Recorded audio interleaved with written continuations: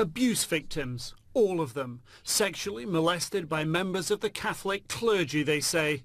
But the handful here, all covered by CNN over recent years, are a tiny fraction of the many tens of thousands allegedly abused.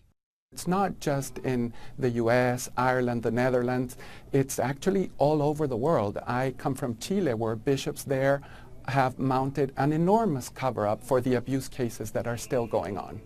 Cruz is a member of SNAP, Survivors Network of those abused by priests, and sees an opportunity in Pope Benedict's resignation, despite the fact Chilean bishops say there's been no cover-up and they've dealt with all the abuse issues.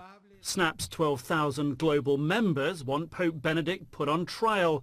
They say for failing to better help victims and prevent further abuse. Realistically, I don't ever see the Pope going to jail, but what I do see in a case like this is to shine the light on the survivors, on everybody who has been abused. Their case has already been filed with the International Criminal Court, but not all victims are ready to stake their hopes on it.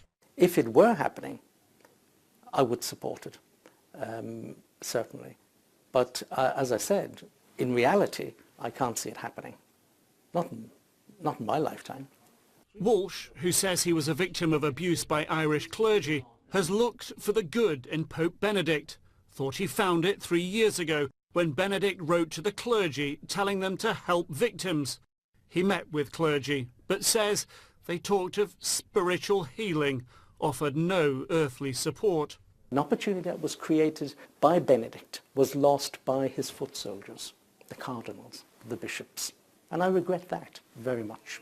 Where these victims have consensus is their concerns that it is Benedict's foot soldiers who will choose the next pope. I'm not optimistic, I'm afraid. Why should I be optimistic? One of those guys could easily become the pope. A Vatican lawyer tells CNN that to press charges against the Pope would be both offensive and nonsensical.